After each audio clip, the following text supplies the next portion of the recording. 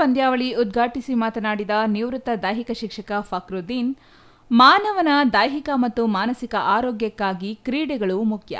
ಕ್ರೀಡೆಗಳಿಂದ ಮಾನಸಿಕ ಸದೃಢರಾಗಲು ಸಾಧ್ಯ. ಕ್ರೀಡೆಗಳಲ್ಲಿ ಬೆಳೆಯುತ್ತಾ ಗ್ರಾಮಕ್ಕೆ ಮತ್ತು ನಾಡಿಗೆ ಕೀರ್ತಿ ತಂದುಕೊಡುವ ಶಕ್ತಿಯನ್ನು ಯುವಕರು ಹೊಂದಿದ್ದಾರೆ. ಹಾಗಾಗಿ ಕ್ರೀಡಾಕೂಟಗಳು ಸದಾ ನಡೆಯುತ್ತಿರಬೇಕು ಎಂದರು. ಗ್ರಾಮದಲ್ಲಿ ನಡೆಯುತ್ತಿರುವ ಫುಟ್ಬಾಲ್ ಕ್ರೀಡಾಕೂಟದಲ್ಲಿ ಅನೇಕ ಶಾಲಾ ವಿದ್ಯಾರ್ಥಿಗಳು ಭಾಗವಹಿಸಿದ್ದರು. ಅದರಲ್ಲಿನ ತೊಡಗಿಸಿಕೊಳ್ಳುವ ಗುಣವನ್ನು ತೋರಿಸುತ್ತದೆ. ಇದರೊಟ್ಟಿಗೆ ಪಂದ್ಯಾವಳಿಗಳ ಮೂಲಕ ನೋಡುಗರಿಗೆ ಉತ್ಸಾಹ ತುಂಬುತ್ತದೆ ಎಂದರು. ಅದಕ್ಕಾಗಿ ಅವರು ಎಷ್ಟು ಶ್ರಮ ವಹಿಸ್ತಾರೆ ಅಂತಕ್ಕಂಥದ್ದನ್ನ ನೀನು ನೋಡಿ ಟಿವಿಗಳಲ್ಲಿ ನೋಡಿ ವೀಕ್ಷಣೆ ಮಾಡಿ ಆ ಆಟದ ಒಂದು ಗೌರವ ಘನತೆ ಏನು ಅಂತಕ್ಕಂಥದ್ದು ನಿಮಗೆ ಅರಿವಾಗುತ್ತದೆ. ಅಂತಹ ಆಟವನ್ನು ಇಂದು ನಾವು YNS ಕೋಟೆಯಲ್ಲಿ ಪ್ರಾರಂಭ ಮಾಡಿ ಇದು 3ನೇ ಆವೃತ್ತದಲ್ಲಿ ನಡೀತಿದೆ ಅಂತಂದ್ರೆ ನಾವು ಹೆಮ್ಮೆ ಪಡ್ತಕ್ಕಂತಹ ವಿಷಯ. ತುಂಬಾ ಅದ್ಭುತವಾದಂತಹ ಕಾರ್ಯಕ್ರಮವನ್ನು ಹಮ್ಮಿಕೊಂಡಿದ್ದಾರೆ ಈ ಒಂದು ಕ್ಲಬ್ ವತಿಯಿಂದ.